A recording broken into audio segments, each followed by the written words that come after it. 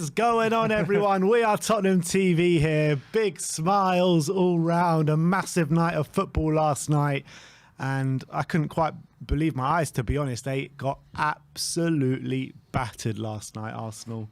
They got absolutely caned on that pitch. That first half was an absolute onslaught. You couldn't really tell if you were just going into it as like a random fan that didn't know much about football.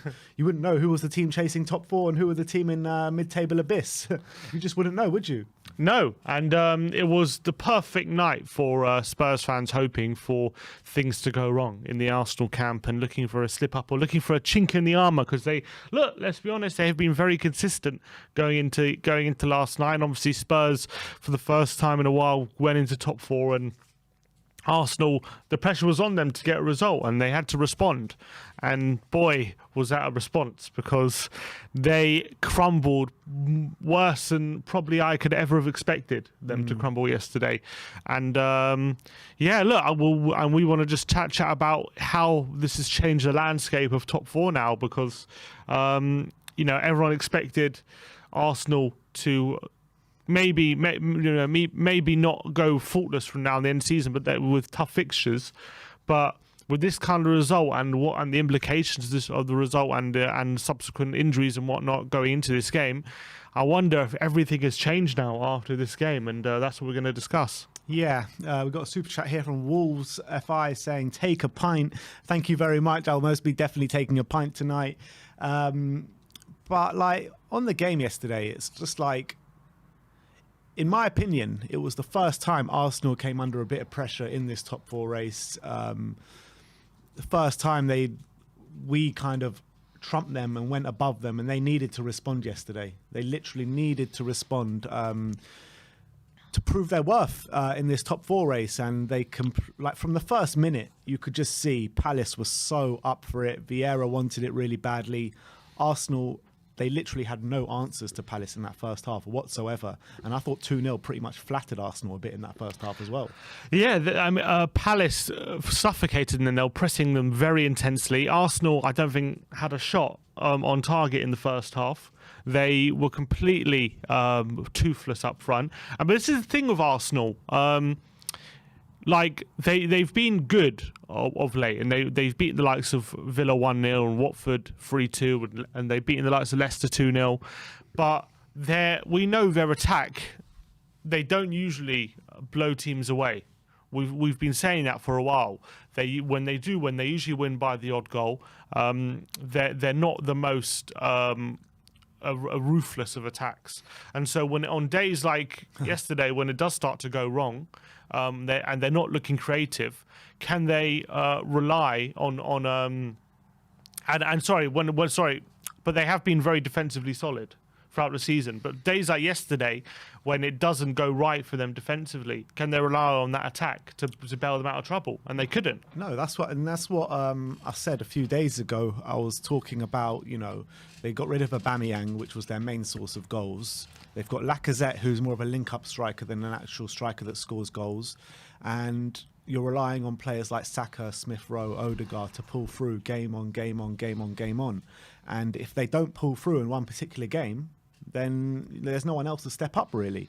And that's what happened yesterday. Odegaard missed quite an easy chance in the second half to get them back in it. Smith Rowe missed a chance as well. And if they're missing chances, there's literally no one else to put the ball in the back of the net. And that was proved last night. And to lose 3-0 against Palace in such a pivotal game like that has got to send shockwaves into that squad. It's got to put some doubt into their minds, and I think that's exactly what it did last night. I had texts from people in the away end last night, Arsenal at half-time, saying they wanted to leave the game at half-time, which was quite unbelievable, seeing as the form that they've been on, the good feeling that's been going through that fan base for the past couple of months now. Their fans have been singing about how they're going to be getting top four for the last few months as well. So I was just so happy with the way that game panned out. It was like the perfect response, really, with the Arsenal performance last night. But not only the Arsenal performance, I never like to see a player get injured, but with Tierney getting injured and Partey getting injured, that is going to leave massive holes in their squad. You saw last night with Tierney being out, Tavares started. He had to be hauled off at half-time. Absolutely shocking performance. Xhaka had to fill in at left-back for the second half. With Partey and Tierney being out, that leaves them really short. Partey has been central to a lot of things that they've been doing in the last month or two. With him being out, I don't know. If he's out for a long stretch of time, I don't know where they go. I really don't. I think it's ginormous. I think Tierney's also very big because he's a very big player for them. But Partey, I think, especially in that area, that central area where it is crucial for them to have someone like Partey who's not only very dominant physically, but has been on the ball very crucial for their progressive play and allowing them to get out the pitch. Who do they have in replace of him? Lokonga, who's nowhere near as good on the ball as Thomas Partey, or El Neni. Is El Neni still there? I don't even know. He's still there. He's still there, isn't he? Like, he's not nowhere near the level of Partey. I think Lokonga's a good young player, but he's still he's still very, very young, and he's still growing, and he's nowhere near the level that they need to be a stable team that they have been. I think that double pivot of Partey and Xhaka with Odegaard just in front has been very central to Arsenal's form and being able to play the football they've been able to play, and also be as tight at the back as they have been. Without Partey, it's going to be very difficult now for Arsenal to control games like they have been doing and be as stable as they have been.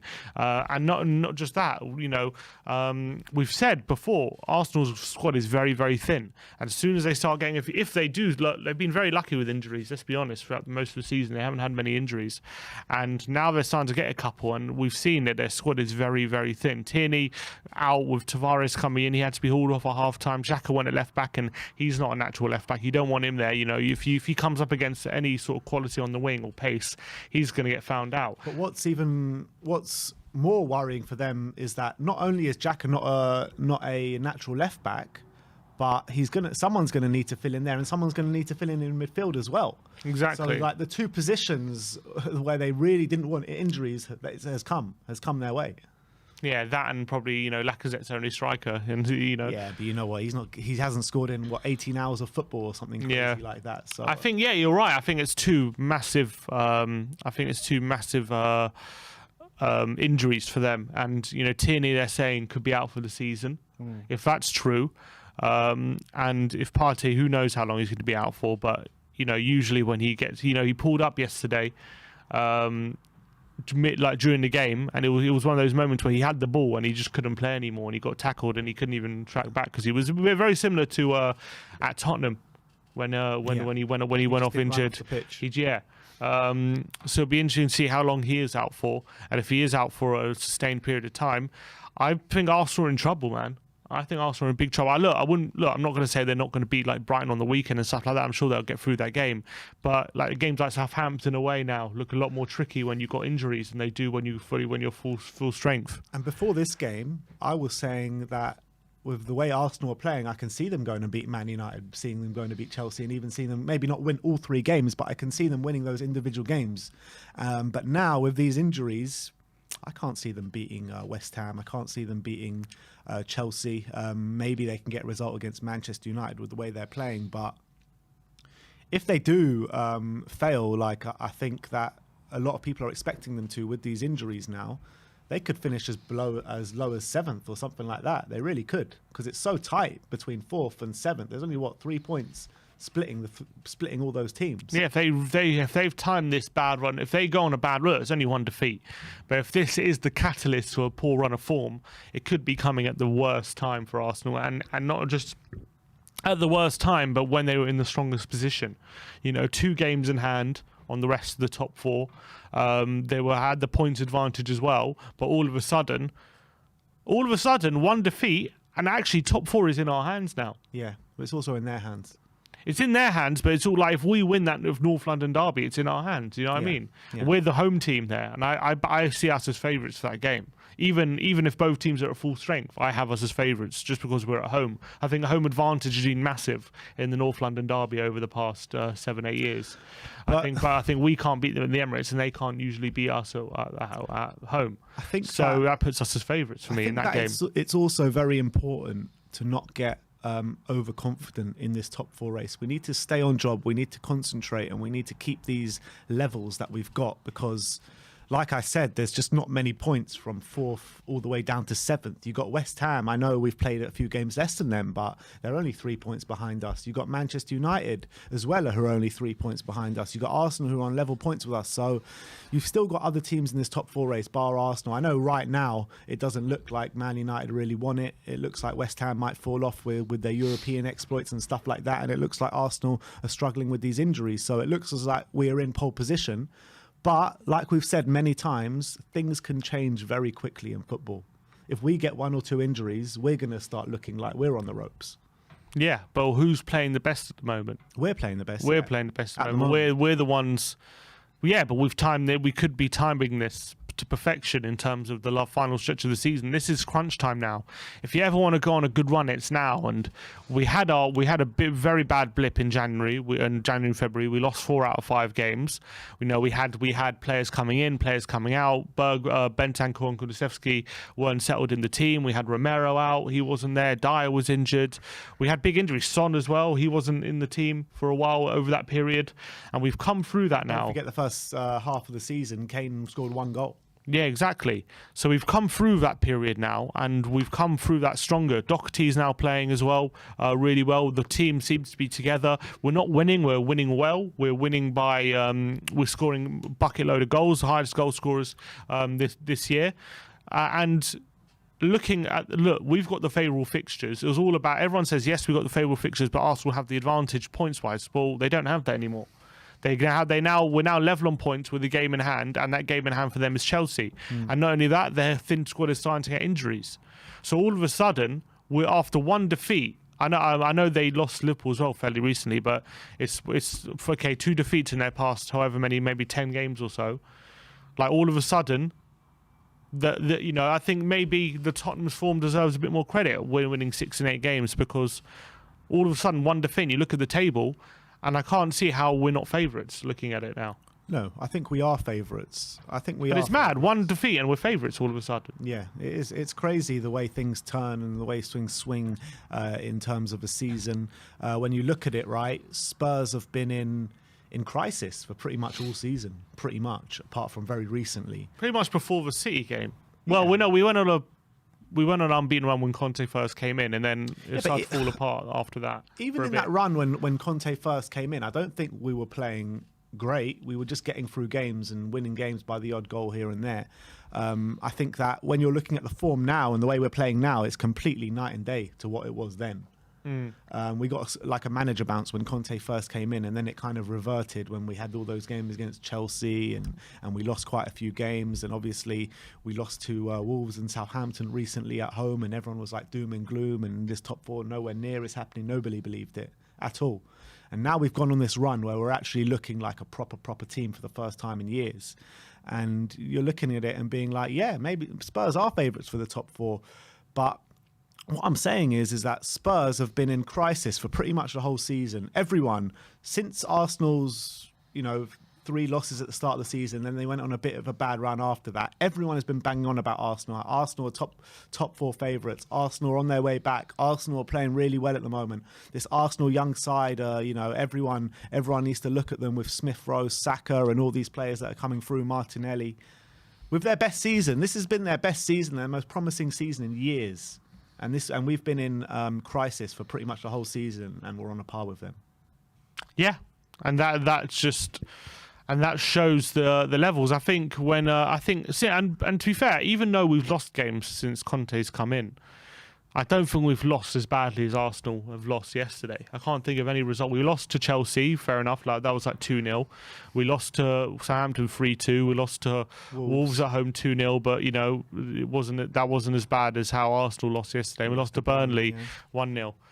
But we haven't been annihilated like Arsenal were yesterday. Yeah, I can't think of a game like a defeat like that. And so I think that shows maybe the trajectory both teams are going in at the moment. I think Arsenal, as I kept saying, look, they're playing well and they're being consistent, they're winning games. But look, that Villa game, they won by an odd goal where Martinez should be saving that Saka shot, and they won 1-0. When they beat Wolves, it was a last-minute own goal. When they beat Wolves away, it was a a scrappy goal from a corner and they just held out. Like they're getting these scrappy wins over the line, but they're not like blowing teams away. We're actually like, teams can't handle us at the moment. We're completely blowing teams out of the water, and that is gonna stand us. Done that consistently this season. No, they haven't, and that's going to stand us in good stead going to the run-in to give us confidence, because when you're playing against teams like who we beat on, like Newcastle and stuff. If you're not like 2-3 goals ahead, there's always a chance for the opposition to get back in the game. And I think Arsenal yesterday, I know obviously they weren't ahead, but when the game's even, there's always a chance it can go against you. Whereas Spurs, the games aren't very even at the moment. We're just completely dominating. And so Arsenal have been getting the rubber green and they've been getting over the line in these games, and fair play to them. But maybe now yesterday was evidence that it wasn't sustainable. And it's that manager of the month curse striking again. Mikel Arteta got manager of the month for the last month. Comes back in after the international break, and they lose 3-0 to Crystal Palace, which could be a very damaging defeat for them. Cast your mind back to when Nuno won it in April, coming back from an international break. We lose 3-0 to Palace. Yeah, and that was a very significant, in my opinion, a very significant defeat for Nuno, because that's when things started really going wrong for Spurs and for Nuno. And you got to remember how we lost 3-0 to Palace on that day, and it was obviously a terrible defeat, but like how many things had to go wrong like for us to get battered. Like we had no centre backs. Like the only centre back we did have, like Dyer, went off after Joe Rodon's last start for us. Yeah, no, he didn't start. Did he start? I think he came on, didn't he? Dyer got injured after 10 minutes. Yeah.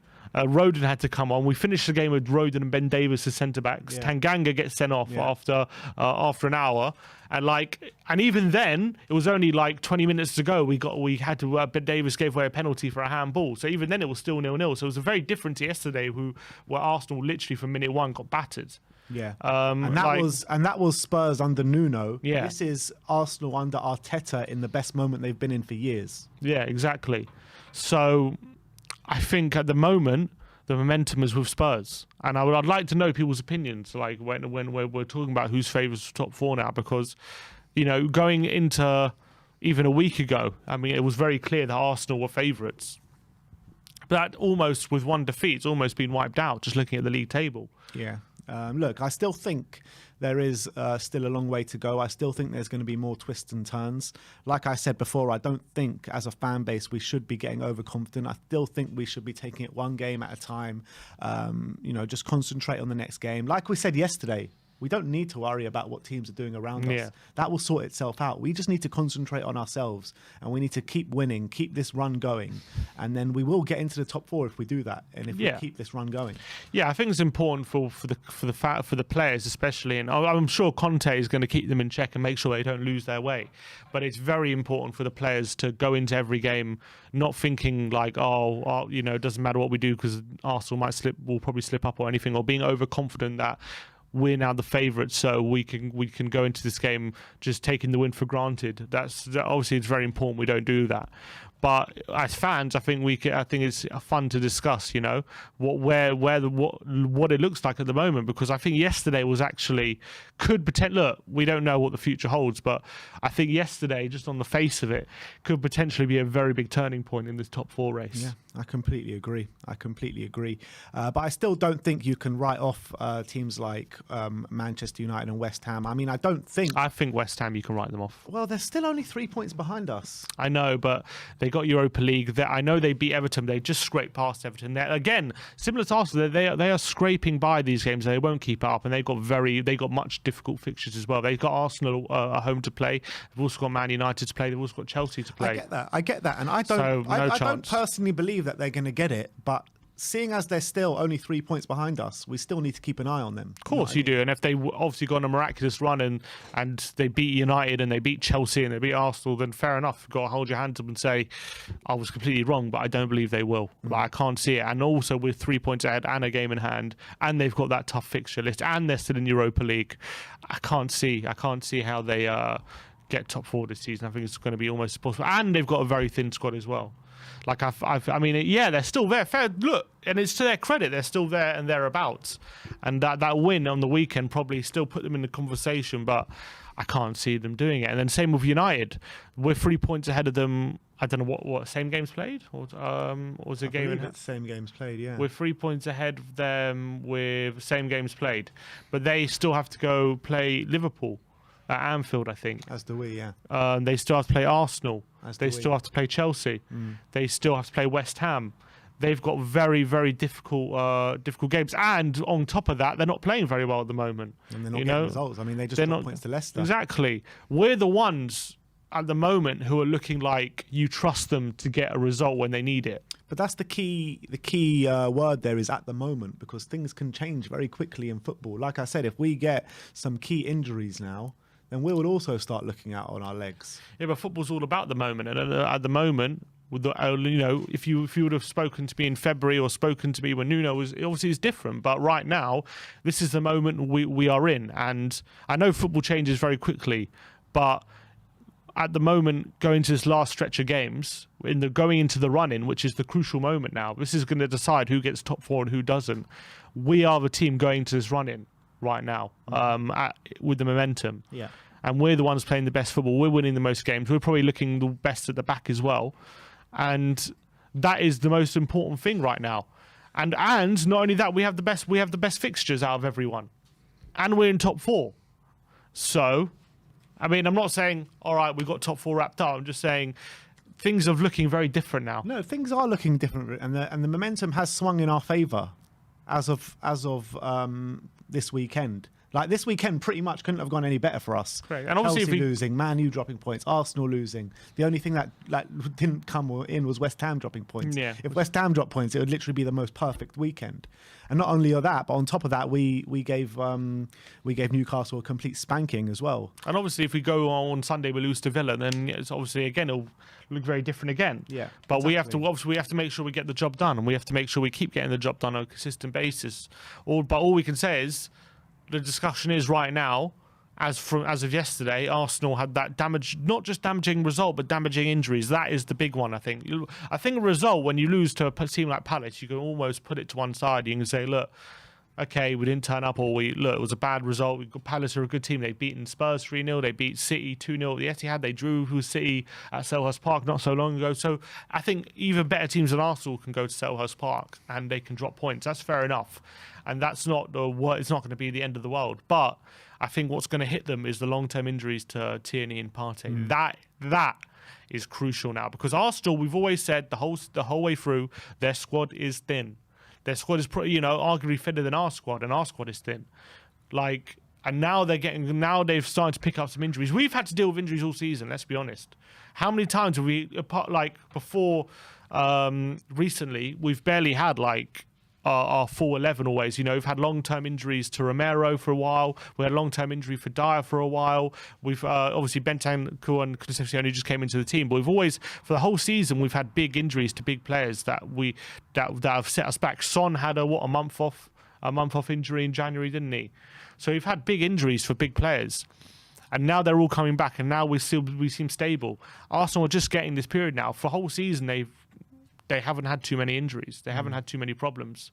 Everyone's been fit. I know Smith Rowe maybe had a bit of a injury for a bit, but I can't remember too many players. How many of their big players have had, Saka's been fit the whole season, I think, hasn't he? Yeah, I think he's had a few niggles throughout the season. But Has Partey been out at all? Xhaka?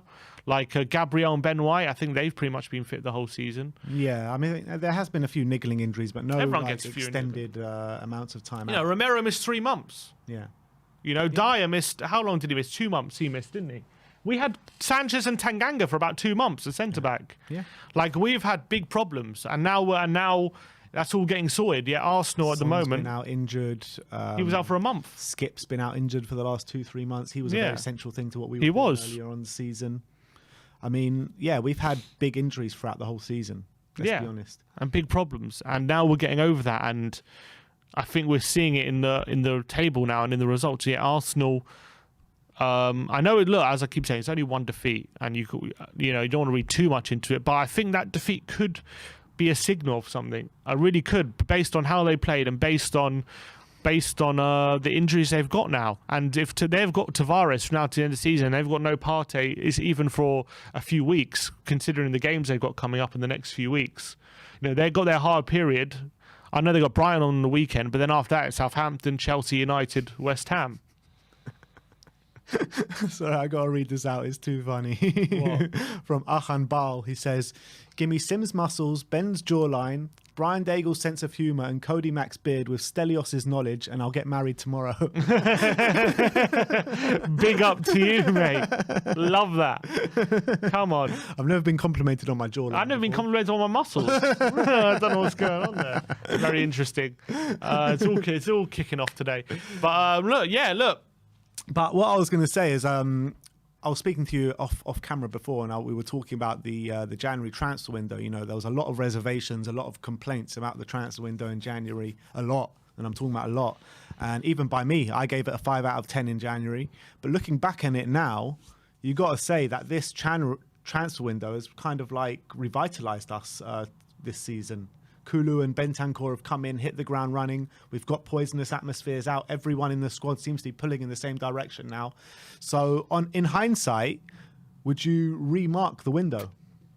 Yeah, everything's better in hindsight. You got to say, I mean, Bentancur and Kulusevski have come in and done better than anyone could have imagined, really. Yeah. Since obviously the first few games, because they were there when we lost to Wolves and Southampton, weren't they? But ever since then, we've been brilliant. And since they've been stable in the first team and starting games, we've been 10 times the team we were before. And we were playing so much better football. We're so much more solid. I think Conte, we're playing the way Conte wants to play to a much better degree. So you got to say I have to mark it a lot better than originally, because I didn't think Kulusevski and Bentancur would be as immediate impacts as they have been. I thought they would help us and help us from now to the end of the season, but I didn't think there would be stars in the team immediately, you know, nailed on starters straight away, and that's what they've turned out to be as soon as they come in. So you've got and also getting those people who are negative influences in the dressing room and all that stuff, and they're not playing, and getting them out the squad also probably helps with the unity. So from that aspect, of course, I've got to mark it better than the 5 that I did give it in January. I give it about 7.5 right now. Yeah, you've got to because Kulu and Bentancur are much better than I thought. They in terms of impact. I always thought they were good players, but I really didn't think they'd come in. I thought they'll maybe take 6 months to settle, and then next season we'll probably see them, proper starting every game. I thought Kulu was definitely going to be in the rotation with Lucas and Bergman. I thought Bentancur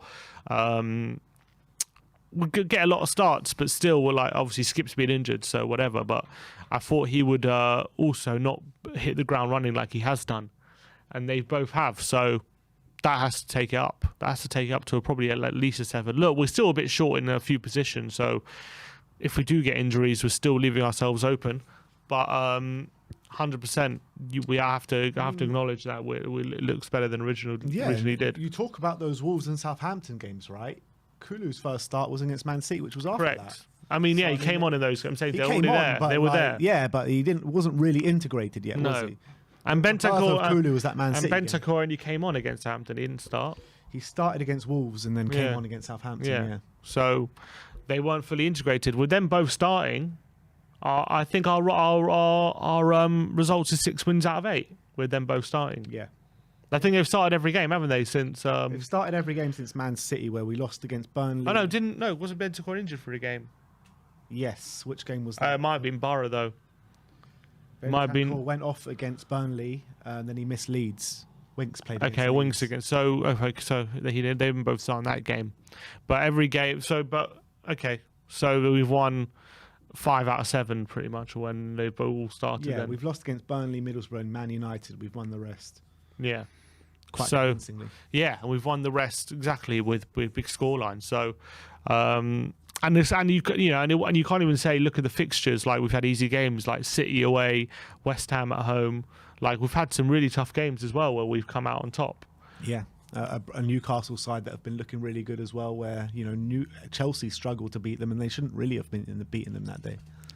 So I think at the moment, the landscape for top four might have been taking a turn. It's going to be very, very interesting to see how the last few games play. Obviously now, that's another game off. We've got 8 games left. Arsenal still have 9. That North London derby on the it's now arranged for the 12th of May. That's confirmed now on the Thursday. That's looking like it could be even much, much bigger now. Well, in terms of the top 4 playoff, that's going to be the game that we're still top 4 now. I bloody hope so. Can you imagine? Imagine we're outside. That is going to be carnage that day. It's going to be absolute carnage. If they pick up any more injuries, Arsenal, man, they're in like that right now. They're like their injuries are all like terrible, and they could be very detrimental. But they still like can fill in, like as you say, Lokonga and whatever, and Tavares, who aren't great, who are not the best fillers in, but they've still got the nucleus of a fairly decent team. They still got, you know, Saka and Odegaard and Smith Rowe and Lacazette, and they still can probably put in some performances. But if they do get a cut of like a 1 or 2 more injuries, their team could all of a sudden be looking really thin. Yeah, and I think Partey being out is just going to be humongous, especially if Xhaka has to fill in at left back as well. They're just going to turn into Bagel FC again. Absolutely nothing in the middle. Absolutely nothing. Are we looking at Twitter or are we going straight to the callers? Yeah, we can look at Twitter. Just before we do that, let's just get through a few super chats. Skinny Fat Huey is saying Kieran Tierney and Partey being out is going to be massive for them. Absolutely agree. It's what we've been speaking about. Perchy, big up Perch. He says that big up lads, all about us doing our job now.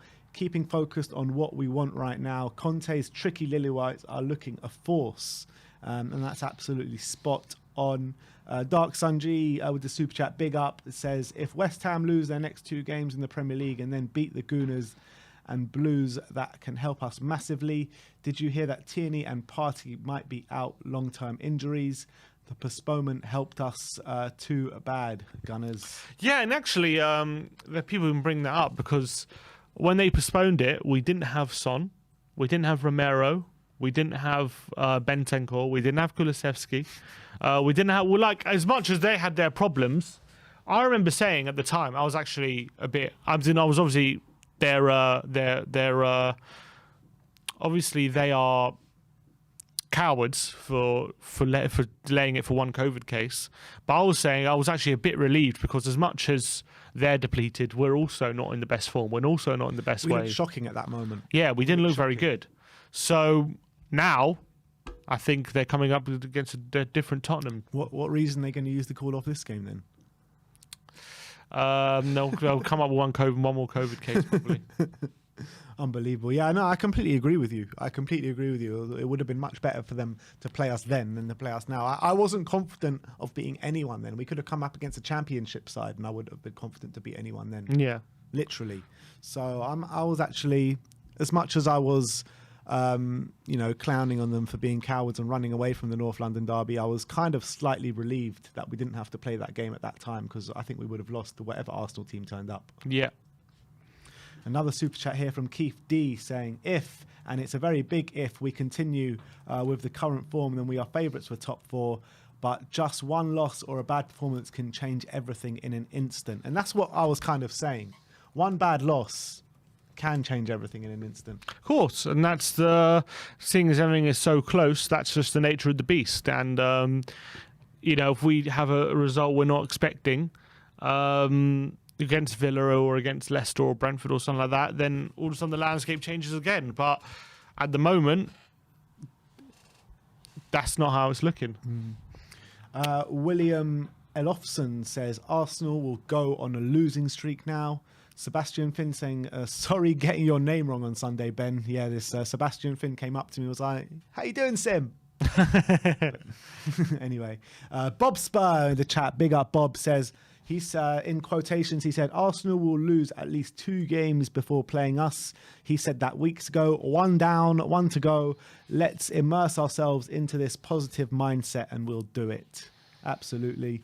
Dark Sunji saying, if Blues lose their next 2 games, we will get top 3. Are you looking at top 3? Well, maybe we can try look up. Why not? We're only 5 points behind. I think just concentrate. Look, So who you want to? they say if you aim for top 3 and you just fall short, that's top 4. You know what I mean? So why not? Who are you wanting to win the Chelsea Arsenal game then? No, still Chelsea. Still Chelsea, of course. GK Midi says, "Come on, you Spurs." And the last one back from Dark Sun G21 saying, "Or lose 2 and draw 1 in their next 5 games, and that's top 3." All right, so that is all the super chats. Is it time to go and look at Twitter? Keeps one sec. Trying to sort it out. All right, we'll go in a second. We're going to get you guys on as well at some point after we do look at Twitter. So if you want to come and join the conversation and give us your opinions of if Tottenham are the favourites for the top 4 now, go and click the link in the community section and come and join us for a conversation. Let's put a poll on the chat. Let's see what people are thinking. Oh, Tottenham now favourites for top 4. Let's see the consensus. Not biased poll at all, of course. Why is this not? No, it did a second ago, and now it's not anymore. All right, the poll is out now. You've got 3 options. The question is, are Spurs now favourites for the top 4? There's yes, no, and also undecided. So just pick what you want. I think I know which way this is going to go, to be honest. This is We Are Tottenham TV for after all. But another super chat here from Disco Champ saying, "One big thing we have is Conte's finishing power." And that's very true as well, because you're talking about a manager who knows how to handle the back end of a season, who knows to handle the business end of a season. Conte's maybe not been here before in terms of a top 4 race, but he's been here before in terms of navigating this end of a season, hasn't he? Definitely, and he's been at the what's called squeaky bum time. He's had that before with title challenges, so he knows what it takes. Arteta is still very new to him. All he's known is 8th place finishes. That's all he's known. let's be honest. That's the truth. Well, I think they'll finish above 8th this season. Yeah, if they're lucky. No, I'm joking. But yeah, I just think that that experience and that know-how for Conte not to let the standards slip and make sure that and also we have Kane and we have Son. You can't take that element away from it. And Conte knows if they're playing, they could be the difference makers in this top 4 race. So I think, yeah, you're right. I think that could be a massive difference. Dark Sun G with another super chat, big up, says, "I predict Man U will get 1 point in their next 3 games." I'm not sure who they have over their next 3 games. Who do they have, Man United? Man United's next 3. Let's see. They got Everton away. They've got Norwich at home, and then Liverpool away. I think they'll get more than 1 point. They'll probably get 4, I reckon. Yeah. And then after Norwich at home, they've got Liverpool away, and then Arsenal away, and then Brentford at home. Brentford are no mugs at the moment with Not Eriksen. No, they're doing very, very very good well. side at the moment. Playing very, very well. How many points are you expecting from Spurs' next 4 games? We have we have Villa away, Brighton at home, Brentford away. I don't think we'll lose any of them. I think at the moment we're too stable to be outright. Or if we do, it might be like by 1 goal. I don't think we will though. I have a feeling there might be 1 draw in there though. I think maybe Brentford away. I've got a feeling Brentford away is the one that actually worries me the most out of all those games. Yeah. Because I think with Eriksen there, adding that kind of quality to a decent system that Thomas Frank's built at Brentford, that does worry me a bit. I think Leicester, they got Conference League and stuff, and they're very hot and cold at the moment.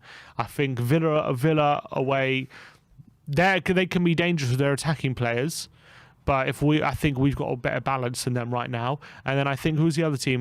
Brighton. Brighton are just they can't get a point at the moment. It's very hard. They're drawing 0-0 at home to Norwich. You know what I mean? So we got to think that has to be a bit 3 points. So, but Brentford's the one.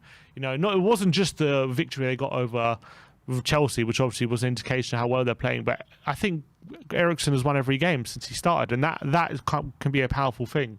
And not only has he won every game since he started, I mean, they were also in freefall before he joined. they were looking terrible. They were looking like they could be dragged into the relegation. And Eriksen has completely come in, one-man job, and pushed them out of that. Yeah, he's been brilliant. He's getting goals and assists, and he's playing out of his skin at the moment. You have to say that. But again, you've got to be goal? wary of 70%. Aston Villa as well, because on any day they can pull out a performance. Yeah, and would if Coutinho, that's the thing. Like we know about Coutinho. He's very hot and cold, and against Arsenal he was very cold. But who knows? Maybe he'll be hot when he turns up against us. Against United, he got a goal and assist, didn't he? And he was brilliant.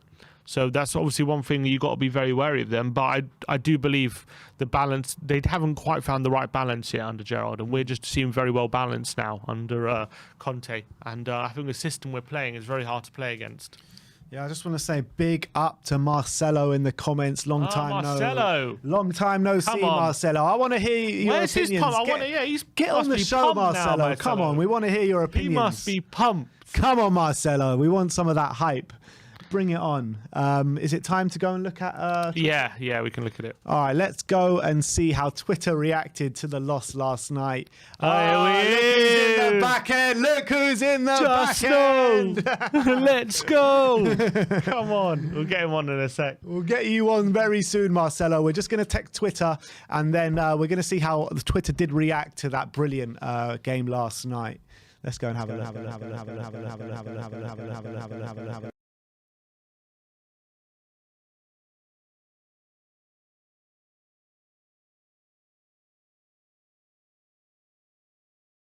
Guys, we're just going to try and sort out this. Is it all good now?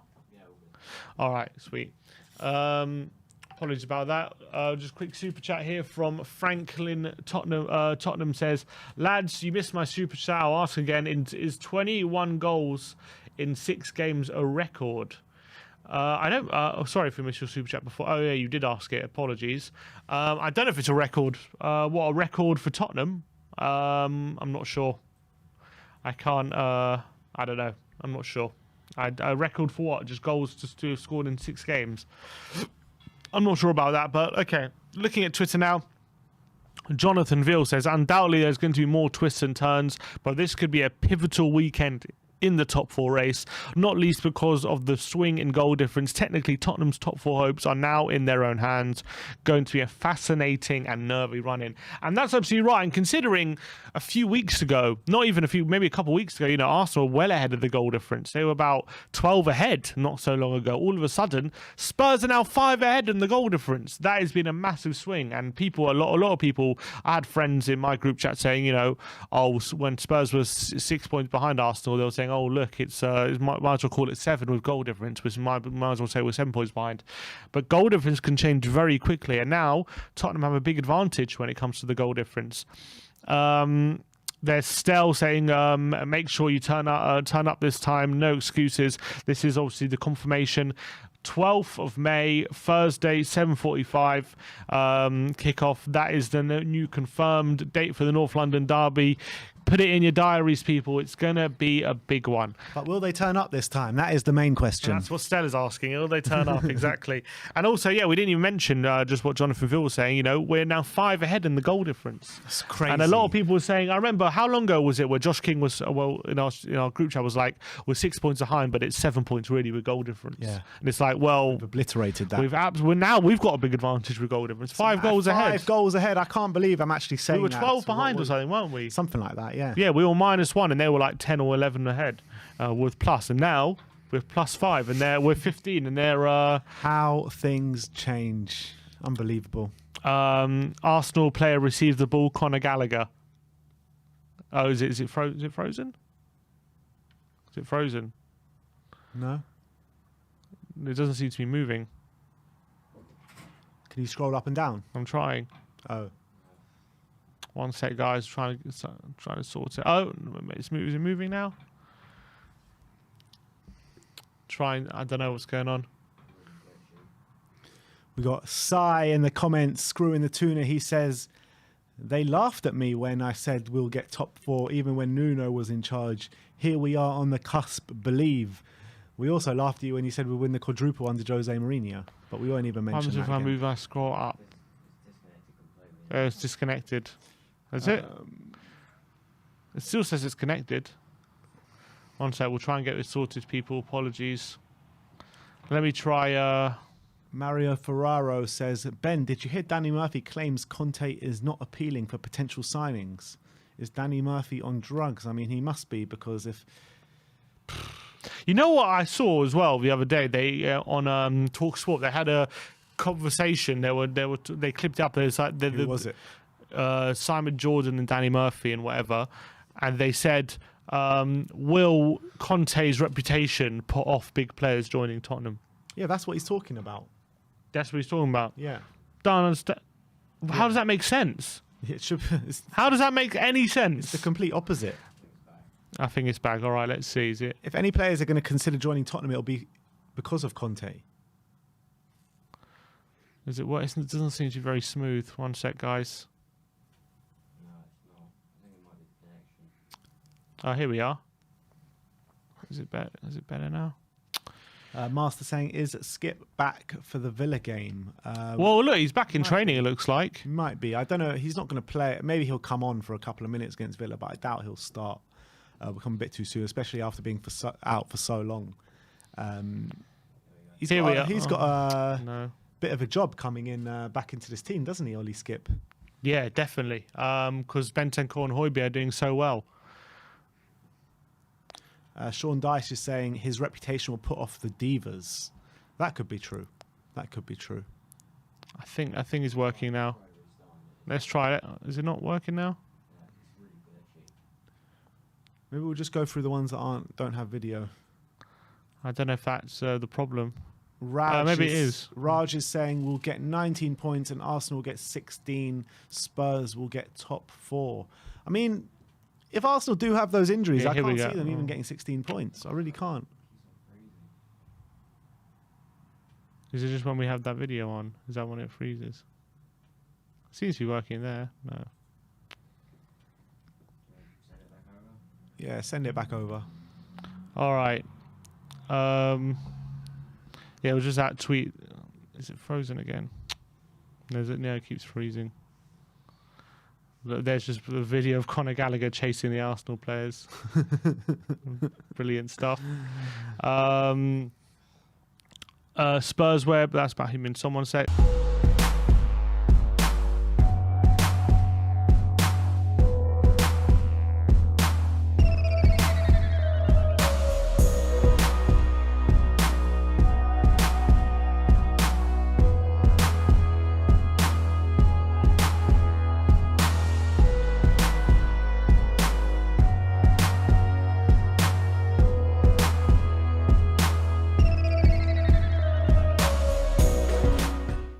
We'll try this again. Let's see what Twitter is saying. Sorry about that, guys, but we are back. All right, so we're looking at that tweet about Martin Odegaard, and we were just talking about, for you, he gets a lot of praise. A lot of people saying he's having a great season, but as we've seen here, in terms of numbers, doesn't do too much against teams. He's only got 2 goals and assists above teams above 16th. Mate, I hear this from Arsenal fans every single year about different specific players. I mean, I even was in an argument with an Arsenal fan earlier on the season. He was trying to put Gabriel in Team of the Year ahead of Ruben Dias. It's like, come on, man. These Arsenal fans, they have no shame about them whatsoever. They always overhype their players. And when they talk about Odegaard and being like, oh, yeah, he's one of the best number 10s in the Premier League and all this kind of stuff, I was like, look, guys, he's a good player. He's performing well right now, but stop taking it too far every single time. Stop taking it so far. Yeah, he's a good player. He's had a few good performances against some standard sides. Let's see what he does over a whole stretch of a season against proper opposition. We've seen him against a whole stretch of a season now against proper opposition, and you're showing me the stats. That's all he's done against lower half teams. Kulusevski's already got 7 goals, assists, hasn't he? And he's been here since February. Yeah. Odegaard's had the whole season. I think Odegaard's one of those players, though, that I don't think you can only quantify what he does on the pitch just through goals and assists, because I think he's a bit more than that. He's a good player. Odegaard. He is a good player. Don't get me wrong. But he's also, when you're a number 10 for Arsenal, and especially when they don't have a goal scorer, he has to be chipping in with more goals and assists naturally. And if that's what he's producing, then But what they're I'm probably saying demanding is more. like, he's a good player, but he's being massively overhyped by the Arsenal fan base. Yeah, but what was our Uncle Jeremy? He was saying Odegaard's another level to what we have, or something like that. It's like, no chance, mate, no chance.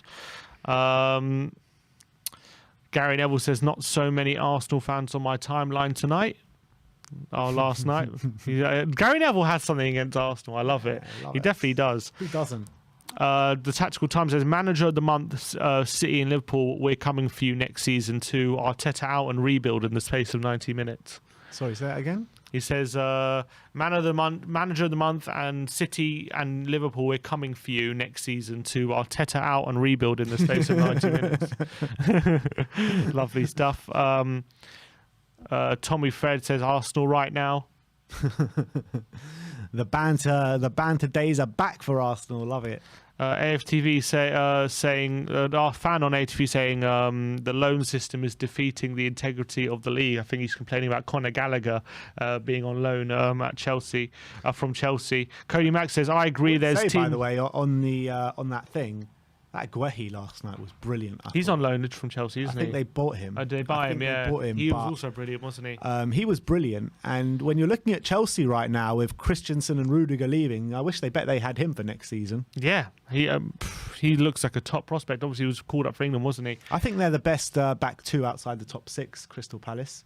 Anderson and Guehi. You know what? We were saying a lot in the summer about Anderson and his passing range. He got 2 assists yesterday, especially that second one. Brilliant pass to find Ayew. It was a great assist.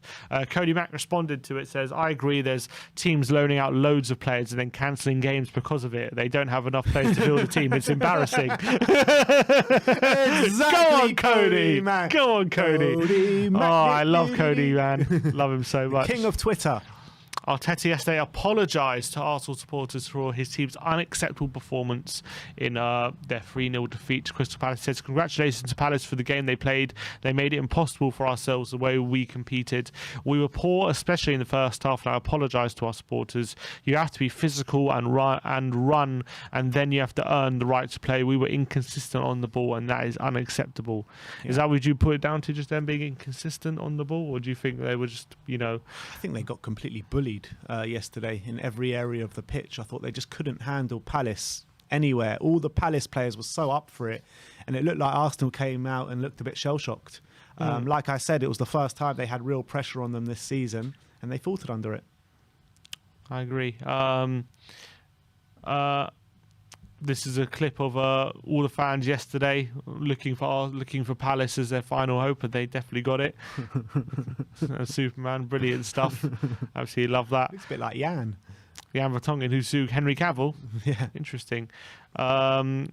This is highlights of Arsenal versus Palace yesterday. Oh, is it glitching again? That was about to be an epic. Oh, there we go. Knocked out. Brilliant stuff. Thomas Partey's injury a big concern for Arsenal, says Mikel Arteta, and that's obviously something that's as we mentioned before, could be a massive blow.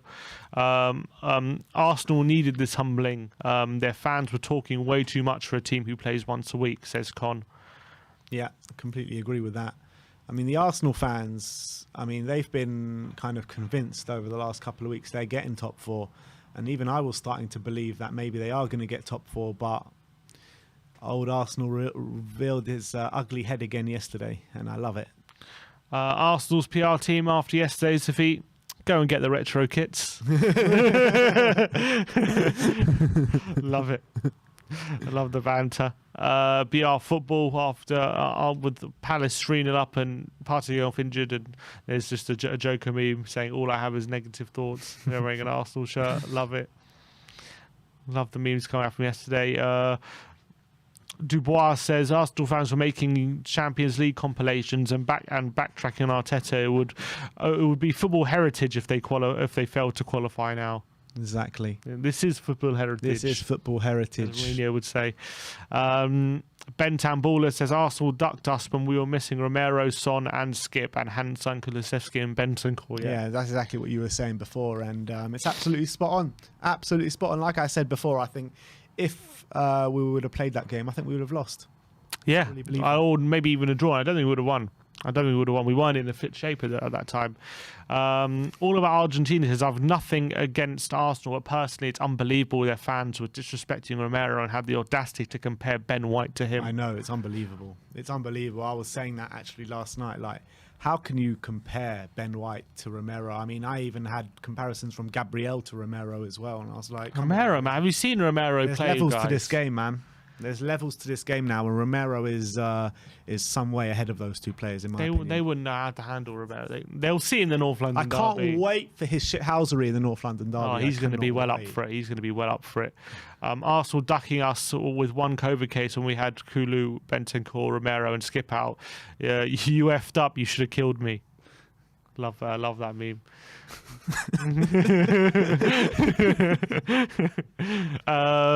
Arsenal fans, we have games in hand. The game in hand. Jamie Lamb, love it. Absolutely good stuff. Expression says the way Arsenal got opened up. Oh boy. The memes were strong last night. Sam Dean, who's an Arsenal journalist, says Arsenal knew the risk when they decided to finish the season with a thin squad. Until last night, it was a gamble that had paid off, but the dynamic of the team changes without Tierney and Partey. They must now rebalance the side with limited options, and it's going to be a big task. It's a massive task, because when you're thinking about it, if those two players are out, for a stretch of the season, who do you play at left back? Tavares. After Tavares gets hauled off at half time against Crystal Palace, do you really put him back in? They're going to have to trust him, I think. They've got no choice. Or do you put... Because you can't have Xhaka at left back with Partey injured. You can't. Yeah. They're going to have to put Tavares in and Unless just you go put with it. Xhaka at left back and put Lokonga and El Neni in the middle. That would be a disaster. They can't do that. But it would also be a disaster putting Tavares at left back. Yeah, but at least he can be attacking sometimes. He's not bad at attacking occasionally. He's defensively really bad. But I've seen him play some good games attacking-wise. I just remember that game, a game earlier on the season against Man City, was it, where he just got tore? Against Liverpool, that was it, Liverpool, where he just got tore an absolute new one. Yeah, absolutely, yeah, completely right. And Charles Watt says the way Arsenal respond and deal with Tierney and Partey injuries will define how last night is remembered. Nights as bad as that can totally derail a season and take weeks to recover from. That can't happen, as Arteta said after the game. Have to win on Saturday and get straight back into it. And I think they probably will win on Saturday because they got Brighton. But it's whether they'll when the push comes to shove. But cast your mind back to a bit earlier on in the season. Everton were losing game after game after game after game. They played Arsenal, they beat them, and they carried on losing game after game until game after game. You never know. You never know. And with these injuries, maybe look, if they don't beat Brighton, then they're in serious trouble. Even if they draw, if they don't win that game. There is comparisons to that run, right? That Everton game and this Brighton game. You could argue that, yeah, for sure. You could argue that, but if they don't, they'll be under serious pressure to beat Brighton now. But I'm sure they will, because I'm pretty sure that they will. But if they don't, it's very comparable to that moment. It'll be interesting to see, how they respond. He says days like yesterday can take weeks to respond, to recover from. Do you think it was that bad? It will take weeks to recover. I think it was a kind of big moment for Arsenal in terms of their season. It's maybe not the result per se, but the manner of the result and the way they lost, the way they got absolutely bullied throughout that game. Other teams that are about to face Arsenal will look at that and being like, look, let's hassle and harry them throughout the game, and they won't be able to handle it. And also, if you do that with them being depleted now, exactly, then it's going to be different. Frank Khalid says final score: Archer Palace 3, Arsenal 0. And there's the old Spider-Man meme. Puts the glasses on and it's just Hob. Love it. Love these memes, man. I couldn't get enough of them yesterday. Simon Collins said, Kieran Tierney, due to a specialist today, amid fears his season could be over. So I guess it's not guaranteed yet, and it's not confirmed, but it doesn't look very good for Kieran Tierney. It does not. And to be fair, though, with Kieran Tierney, I don't think he's even had that much of a good season this year. I think he was much better last season. Yeah, I agree. I think he's been battling with injuries all season, hasn't he? Hasn't Yeah, had the he's consistent very injury. injury prone. Back again, podcast with troops falling apart yesterday. I got a video doesn't seem to go, but he's not very happy. Yeah, I mean, with all the troop stuff, you can literally just play any moment and replay it, and it'll be the same thing. Brilliant stuff.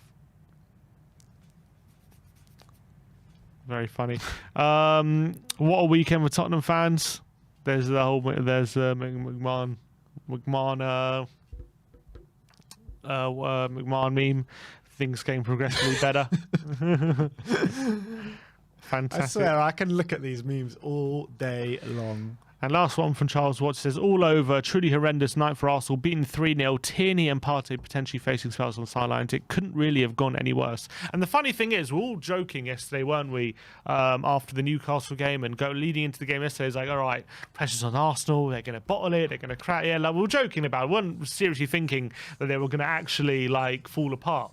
But watching that game, like, it honestly, they did fall apart yesterday. They genuinely From the first cracked. minute. They genuinely cracked under the pressure. They couldn't handle the pressure. They came out, they looked like scared boys on the pitch, and they got absolutely bullied by this Crystal Palace side. Yeah. And Patrick Vieira was absolutely loving it. Because as you were saying, we were like joking. We couldn't actually imagine how much they would have cracked yesterday, and they really kind of imploded yesterday. Really, Completely. So imploded. Spursy.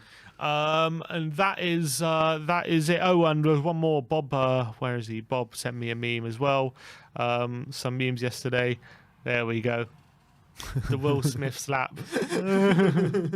What a boom! That's what Patrick Vieira did to Arteta last night. Boom. Love it. Fantastic stuff. And here's an interesting one as well, which I tweeted out. Are people ready for this conversation? Kulusevski versus Saka. Saka only has 5 assists this season, same as Kulusevski now. That's nuts. Kulusevski joined in February, and I think they're similar. Going on about Saka. They're similar age, aren't they? Kulusevski and Saka. Well, yeah, Kulu's 21, Saka's about 20 or 21 Is probably. he 21 yet? You know, is there a conversation to be had there? Of course, there's a conversation to be had. Saka's 20. 20, okay, so he's a bit younger. Yeah, he'll be 21 in September. You know, maybe more or less the same age. No one. If you asked people before, no one would have said Kulusevski's better than Saka, but maybe there is a conversation to be had. There is a conversation for sure. Peter's saying I'm ready for that conversation. But anyway, that's enough for Twitter for now. That's if you got any more tweets and stuff, do tag us. We'll maybe have to take a second look if we see anything interesting. But that's Twitter reacting to Arsenal's defeat yesterday.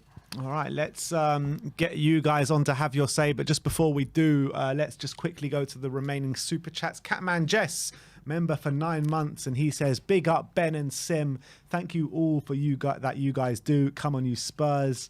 And no, thank you very much for coming on and being such a loyal viewer. WebClicks Design with the super chat says, "You can only have one: beat Arsenal in the North London derby, but not get top 4." Or get top 4 but lose the North London derby. Bragging rights or Champions League? I mean, that's a no-brainer, isn't it? Surely. Bragging rights, Champions League. Surely it's a no-brainer. Get top 4 and... Yeah, 100%. 100%. I'd much rather get top 4. Screwing the Tuna says, hashtag Ben ignored me. What was that for? Do you know what that's for? Yes. Why are you ignoring Si? Because he sits 2 or 3 rows behind us at the stadium, right? Yeah. And he never came to say hi. I never looked back to say hi. I was just so caught up in the moment. I just forgot to look back and say hi at him. I always look back to say hi. And apparently he was shouting at me and I didn't hear. And then I completely forgot he was there, right? And I get back and I look at the vlog and I'm like, oh shit, Si was there. And like, Si is there three rows behind us. Why the hell did we not speak to each other? The whole way. Yeah, we didn't, not one word. I didn't even see him. Shocking. I would never do that to you, Si. All right, let's start talking to some fans then, I guess. All right, it's time to bring on Aravind. Come on, Aravind. Let's see what you're saying today, mate. Big smiles on your face, Aravind. That's what I love to see. And how are you feeling after last night? Are Tottenham now favourites for this top 4? Look, I'm I was just when you guys were discussing, I was writing each and every team's fixture list, and I'm telling you, if we go unbeaten this whole month, we are 110% finishing top four. I can guarantee it because we need to play. The only tough games this month we have is Villa away and Brentford away, and I see ourselves beating Brighton at home and Leicester at home. If we can win this weekend, and if we can get a win against Brentford, then we can play the NLD and the Liverpool game in much more freedom. So that gives us a huge strength. So these four games is very crucial for us. If we win these four games in this month, the last two games is not a worry for me, Burnley and Norwich. So if we win these four games, we are 110% getting top four. And it's in our hands this time. It's really in our hands. We have the goal difference. The one game which they have in their hands, screw that Arsenal. They're gonna lose it. So I'm not worried about that one game in hand. But these four games is really crucial this month. And I really believe this team can do it. It's just Antonio Conte is going to see that result and going to come this weekend, boys. It's your hands. And each and every player is playing one level up than before. And this team, look, we have the team to defeat these four teams. There's no question about that. It's not a Liverpool, it's not a Chelsea. You can be worried about that games. These four games, on paper, we should be defeating them, and there's no question. No excuses. There's no questions. Four games in hand, we win that, we get top four. Yeah, I mean, on paper, you're right. But, football isn't played on paper. It's played on the pitch. And if you were looking at last night's game on paper, you would have said Arsenal would have won the game. So right now, it looks as though the kind of momentum has swung in our favour. But if we don't get the result against Aston Villa this weekend, how would you be feeling then? Then it's going to be really tough for us to get the fourth spot because then we need to depend on other results.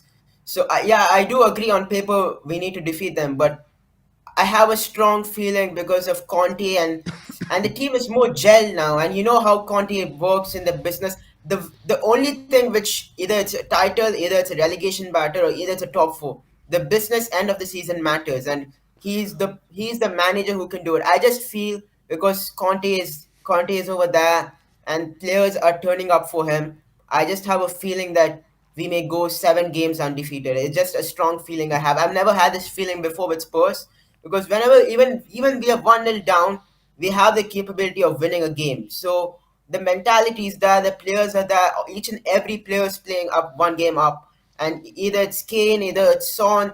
These players are really motivated, and the only thing that get us top four is players need to focus and concentrate because there's no quality issues which worries me. It's just getting these players focused, and we have an experienced squad. We have players with experience. We have quality players up front. So we have everything in hand. It'll be shameful to lose any game in any of these 4 games. Yes, we may, and that's it. We may lose, and that's a different thing. But as per what we have the capability to go 7 games undefeated. Yeah. And were you watching the game last night, Aravind? Did you see the 90 Yeah, minutes? yep. I was watching when they scored the first goal. I couldn't I couldn't sleep. I just watched the whole match, and it was amazing to lose 3-0. And I keep on saying this. Yeah. What were you saying? I was just gonna say, watching yesterday and the man, not only the manner defeat, but also the injuries they have. How damaging do you feel that one game could have on the top four race for Arsenal? Tierney is the top left back. Nuno Tavares is not a good player, and Partey has been crucial in what they're doing in the middle of the field. And other players, this Arsenal fans, they overhype their shit players. I don't even rate any of them. They're absolutely Give it useless. to him, Aravind. Give it to him, Aravind. Ben White is useless. We have Romero is 100 times better. I would have Eric Dyer over Ben White and Gabriel. I'm telling it right now. That right only thing which they can argue is that fullbacks, which is the only place where I see this is much better than us. Otherwise, midfield, I'm not they overhype what Partey. I'll rather have Bentancur, who's much more skillful, is much more better. Højbjerg is better. Friend 3, don't even question. They're absolutely horrendous. So this squad is absolutely average. And I'm as much as these people are overacting top four, top four, top four. Let them overhype top four and finish sixth. That's why they deserve. Absolutely. And, a player comparison I want to get your opinion on that we spoke about just a little bit before is Saka and Kulusevski. How do you compare Oh those my two goodness players? me! Don't even compare. They are both are two players of different levels. This Saka has been playing for 2, 3 years, and there's a player who comes from Serie A, and it's you. If these Arsenal fans actually know football, you can actually see the differences of what Kulu is that with the ball, how comfortable what he is, how he can dribble past. There's no question why we have scored 30 goals in 2022. We have scored 30 goals and they're not even in the list of top five. That shows how well. That's why I'm really confident that if we are defensively sound, this team can absolutely trash anyone if we are on sound. So that's why I'm really confident. And there's no comparison of any of these players. It's all top quality players. And that's what pisses me off is few players we get in the summer window and it's a different team next season. We can challenge for big things. We are a squad which has a nucleus of we have a manager who's there. We have a squad. We have a top level training system. We have a top stadium. What is not there for this team to succeed? It's just more ambition, just more focus, and we will be there. Well, Aravind, you say that you think that we're going to go unbeaten from now until the end of the season. We're on the back of 3 wins in a row in the Premier League. If that does happen and we end up getting top 4, what can we fight for next season, do you reckon? If we are getting top four, there's no one thing. If we are getting top four, I have a strong feeling Conte will stay if Daniel Levy backs him. And there's no question, there's no more excuses. We can see that we can't get this player now. We can't get this player now. We're in the Champions League. Uh, COVID is gone. Everyone is coming in. The finances are coming in. There's no question for us to back this team. There are few players in this squad which is really sorted. The front three is sorted. We just need some backups in few positions over there. The fullbacks we need to upgrade. Few defensive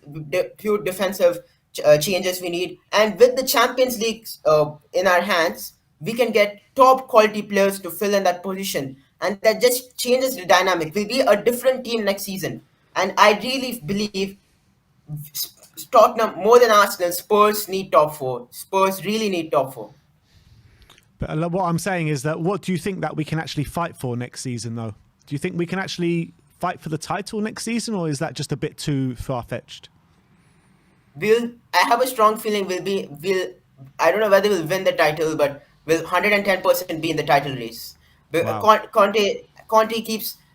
Co- I ha, Before Conte signed this contract with us, I am pretty sure, as much as it may be it's more of a panic from our side to get him over there, not from his side. He can still reject us. He has seen something from this team that we all have not seen from what we're seeing, and I do really believe he's not come. He won't see in the conference where he says no, we won't. I'm not over here to win, to just finish in the top four. So I'm not sure we'll win the title, but for sure we'll be in the title race. But I can guarantee we're winning trophies. Either it's FA Cup, or the Carabao Cup, or we may not know. The Champions League can also be a possibility. All right. Aravind, always a pleasure to speak to you, my friend, especially on days like this. We'll speak to you very soon. Arsenal on the mud. Come on, you That's it. Spurs. Come on, you Spurs. Love that. Absolutely love that. Aravind, absolutely top stuff there. Let's go on to our next guest, and that is Ed. We Want Trophies TV. Ed, how we doing, my friend? Not doing too bad. How are you guys doing? Yeah, very good, mate. Did you enjoy that last night? I did. To be honest, I did think that could be a game that's going to give them a bit of problems out of the list of games they got left. So it was great seeing all those goals going. Yeah, it really was. And what do you think it was about Arsenal yesterday? Why did they come out and just look so different to what they have been doing over the past month or so? I mean, they just seemed to crumble before our very eyes, didn't they? I think there's a bit of pressure, to be honest. I think Yeah. they haven't had that, and it's getting to the crunch point in the season, and we played before them. I don't know if it would have been the same type of result if they played first. And seeing what we did to Newcastle, I think it's now they know that they have to win every single game, and even that, I don't even think it'll be enough for them. Yeah. Do you think yesterday that that defeat, how damaging do you think that was, or how much of a change do you think that makes to the top four race? The manner of the defeat and the injuries they got as well. Was it maybe a big moment in the top four race yesterday? I think the injuries more than the defeat. I think the injuries were to crucial players. I did think they'll win or lose a few more this season, and I wasn't too worried about what they did. I was more worried about what we do. But I think the fact it's Tierney and Partey, I think that's a problem for them. Yeah, it's a big problem, isn't it? And how do you think they cope with that? What do they got? Tavares and they've got Lakonga, but would there be enough to see them keep sustaining? Because even before then, when they were at 100%, they were only scraping by games. 3-2 against Watford, 1-0 against Villa. They were just about getting over the line. But now they're depleted. How much of do you think that have a real serious effect on their results? I do. I actually do. Because I did. I looked at our fixtures, and obviously you look at fixtures, it doesn't mean anything. But I looked at what they had, and I thought they're going to lose a few.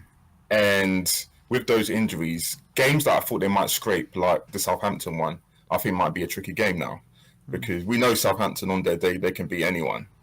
I'm not expecting them to get anything against Chelsea. I'm not expecting them to get anything against United. I'm not expecting them to get anything against us. So with these injuries, I think it's really going to impact the way their season ends. Yeah, and do you think now, after last night, Tottenham are the real favourites for top four now? I think they are. In my mind, to be honest, since we got knocked out of the FA Cup, I always thought, okay, now we're going to have one game a week. It's going to be different now, because we've seen that if we play once a week, this team is fine. It's when it's two games in a week, we struggle.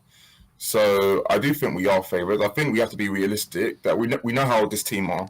They can let you down when you think that things are we've turned a corner. Yeah. But saying that, I do think we've got 8 games left. I think if we can win 6 of those 8 games in a draw, I think that would be enough. Wow. Yeah, I mean, it is a big ask, though, still. 6 wins and 1 draw in 8 games, especially the way we've been this season. But let me ask you this. I mean, in the January transfer window, there was a lot of, anger towards our business that we did in the January. A lot of people were saying maybe it's a 5 out of 10 around that. I was saying the same thing. What was your opinion at that time? And do you have a different outlook on it now? My opinion hasn't changed. I thought it was an okay window. I didn't think it was anything exceptional. But at the same time, it was more about getting in the right mindset of type of players instead of just getting loads of players. Because look at a couple of years back, even I think there was one window we bought 7 players in August. And how many of them were any good? So when we sold Bale, you're talking about? Exactly. So that window, we bought so many players and they were useless. So I think it's about building slowly, not trying to just get anyone in. And I'll rather we've got 2 decent players in, and I'll rather we do the massive rebuild in the summer, because I think we do need to strengthen our squad. Because if you look at our midfield, for example, the central midfield, I think last time I came on, I spoke about it. If it's not one of the 3, Skip, Bentancur, Højbjerg, I'm worried. Very, very worried. Yeah. So, and you look at our fullbacks as well. Yeah, they've been doing well, but still, I don't trust them. Yeah. So I think summer we can focus on that, try and get in the right players, so that we can maybe try and push a bit more next season. All right, and finally, just before we let you go, how many points are we getting in the next 4 games? Next 4, I'll tell you who we got. We got Villa away, Brighton at home, Brentford away, and Leicester at home. I reckon we could get 10. 10. I think that would be a very, very good haul if we get 10. Yeah, I reckon we would get 10. But, I think my worry is probably the Brentford match. Especially with Eriksen, the way he's performing at the moment. Eriksen, they're a different team with him in it. 100%. It's like Eriksen's playing like Eriksen of Spurs days. I don't know. I think after what happened to him, he's just more relaxed. I know. Would you take him back in the summer? Yeah, I would. I definitely would. Yeah, me as well. Ed, always a pleasure to speak to you, my friend, and we'll speak to you next time. Okay, nice one, Ed. Good to see you, man. We've got a few super chats to get through. William Elofsson is saying Arteta doing the same thing as Nuno, gets manager of the month and then loses 3-0 to Crystal Palace. Howard, member for 18 months, big up, saying we're beating Liverpool 2-1. We're going to beat Liverpool, Sim? You know what? Everyone just keeps saying it's a guaranteed loss, but the way we played against them before, the way we played against Man City as well, we've shown that we can, unlike Arsenal, we've shown that we can go toe to toe against these big teams and give as good as we get. We haven't rolled over for them, and we've gotten results. Arsenal got a glorious loss against Man City. Oh no, they won. They won half time, 1-0. Yeah. They won it. They won that game at half time. Brilliant result. I know Arsenal fans coming out after like, I'm so proud of us. I'm so proud of this 2-1 loss. They don't know what it is to get results in these kind of games. So look, not only that, but after the game, it's like Arsenal have shown the Premier League the blueprint of how to play against Man City. Yeah, it's like we've beaten them twice this season. Honestly, these guys, man. Yeah, I'm not saying we're going to win or anything. I'm just saying, like, I wouldn't rule out getting something out of that game. The way we've played against these big teams, and we know exactly that Liverpool are going to completely come right at us. They're going to put all the space in their half, and that's what we like. And obviously if we've got injuries, if Son's not playing that game or Kane's not playing, then it's different. But as long as we have those players available, we can score against them. I'm not worried about it. It's about keeping them out. I'm worried about, but I'm not worried about scoring against Liverpool. We can get goals against them. Manny Man with the super chat, and I do agree with this. It says Gio and Tanguy Ndombele return in the summer, negative energy, and we just need to do our best to not let them come back. Just ship them out straight away as soon as possible, really. Or if they do come back, they have to be fully 100% in the project. Otherwise, get out. All right, let's keep going with the guests, and let's go to Michael. How's it going, Michael? La la la la la la la. Patrick Vieira has one more than you, right? Oh, sorry, I got it fucked up. Doesn't matter, What's the lyrics? What's the lyrics, Michael? Patrick Vieira has one more than you. I think the Palace fans. Yeah, unfortunately, I wasn't able to watch the whole match. I just watched like last 20 minutes, so pretty much from Zaha's penalty. But the atmosphere was amazing. Like, I seriously have to big up their squad and their fans, because they just made their stadium like a death pit. Like, seriously, Arsenal went there and they just cracked. Like, you could see that they weren't up for it. And I'm so glad that we don't have to play Palace until the end of the season. Like, seriously, I would be scared before that match, because they are flying right now. And I know it's a London club and there is a rivalry between theoretically between Spurs and Palace, but just credit where credit's due. Like, they played them off the park, and Arsenal had no arguments there, and I'm just really happy. Yeah, I know. I mean, what do you think it was last night? Because was it just down to pressure why they crumbled so badly last night? Not only that, I think, of course, banter aside, I don't think we should get carried away with all of that, because, it's only one lost match, and Arsenal theoretically are still in a better position than us, right? Because they have one match less, and they are on the same points as us. But in terms of yesterday's match, I think that the injuries caught up with them, and they will struggle now. I think it's a thing that you guys said at the end of the transfer window, that Spurs and Arsenal are playing better than United, but we have really thin squads, and we are 1, 2, 3 injuries away from collapsing. And it's same with our squad, right? If Kane got injured, or Son got injured, or Bentancur got injured, like long term until the end of the season, our squad could probably crumble, and it happened to them. Like, let's not underestimate how important Tierney is for them, and the midfielder, how is he called? Partey. Yeah, they're really important for them, and you could see that the whole structure of their play pretty much broke down. And I think also what caught up with them is that Arsenal fans tend to overhype their players so much. Like, I understand that Odegaard is a real talent. Saka is a real talent. I really respect what they are doing on the pitch because they are talented. But come on, like top team of the year, like no, just calm down. Like take it slowly, and it just showed them. And I think that they were due to a battering, and I'm really glad it happened this way.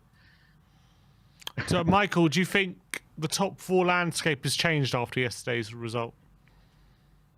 Yeah, I think it swung a bit in our favor. Like I don't want to say that it's ours to lose now, and we are guaranteed to get top four because it's still up there for grabs, and next weekend might come. We might lose like 1-0 to Villa, and they will win with Brighton, and suddenly we are back to square zero, right? Or what was the saying? Never mind. Square one. Yeah, square one. So as I said in the last call-in, I think we have to take this game by game. Just focus on what we have to do. Just win against Villa, even if it's like scraping the worst win that you ever saw. 1-0, just get 3 points and move on. Because we are also in a favorable position now, and we have a much better goal difference than them. So as long as we keep winning, and they won't smash teams like 5-0 like we do. But just I checked how many goals they scored this year in Premier League, and it's 13, and we scored 30. Wow. Like we scored 17 goals more than them. Like that's just mad. They are winning, as I said, they are winning, but they are barely winning. And as I said, just game by game, don't lose your heads. Just keep focused, and we have a really favorable fixtures up ahead. I know that some of them might be tricky, but just go there, win, be solid, be compact, and it's ours. I just said that we shouldn't get carried away, but I just really have that feeling. We shouldn't get carried away, but it's ours. Yeah, but it's ours. That's right. All right, Michael, absolutely brilliant call. Thanks for calling in again, and we'll see you next time. Always a pleasure, guys. Cheers, Michael. All right, now it's box office time, people. Now it's box office time. The return of the great Marcelo, people. Everyone put their hands together. Come on. Marcelo, where you been, brother? He's on mute. Oh, all that for on mute. He's on mute. 1 second. All that, Marcelo, and you're Come on mute. We need the hype. Can you hear me now? Oh, Yes, brother. listen, Michael said not to get carried away. Bro, I'm gonna get carried away. Forget top four. I'm looking at 3, baby. I said it. Chelsea, listen, it's not guaranteed, but I was saying it after the game. Chelsea are not out of it yet. I'm looking up, bro. I'm looking up. I'm not looking down. I thought the Newcastle game was going to be tough. We even had a discussion on Twitter because Newcastle, a team that's close to relegation, those are always the toughest teams to play. You look at the fixture list. You want to get a team like Palace. People are saying, oh, Palace is a really tough. No, you want to get a team like Palace. You want to get a team that's in the mid-table. They're safe. They have nothing to fight for. Really, their season is basically over. Yeah. And they crumbled. They crumbled. And now I'm looking at Arsenal's next fixture list. Man, they got that Brighton fixture is going to be crucial because I think if they lose that Brighton game, it's over for them. I don't think they're going to come back because they're going to have Southampton, and then after that, in a couple of days, they're going to have Chelsea, and then they're going to have United. Then they're going to have West Ham. Then they're going to have Leeds, who's fighting against relegation, and then they're going to have us. And we're going to spank them, bro. You know what happens when they come to our home. You know what happens when they come to our home. There's no way they're going to come to our home and do us one. No way. Antonio won't allow it, bro. Absolutely. It should not be allowed that Mikel Arteta can beat Antonio Conte at our home. It should not be allowed. I'm telling you, bro. But listen, man. But then I'm also looking at Chelsea's. Chelsea are not out of it yet, man. People are they got Champions League quarterfinal play against Real Madrid. Yeah. Then they got a FA Cup semifinal, and then they got some tough fixtures as well. They got what? Arsenal, West Ham, Everton, who are fighting for relegation. Woes, who are fighting for Europa, and then they got Leeds, and then they got United. I mean Leicester. They should, and then got Watford. Those are tough fixtures, man. Those are games you don't want. I look at our fixture. We have the most favorable fixtures. We have the mid-table clubs.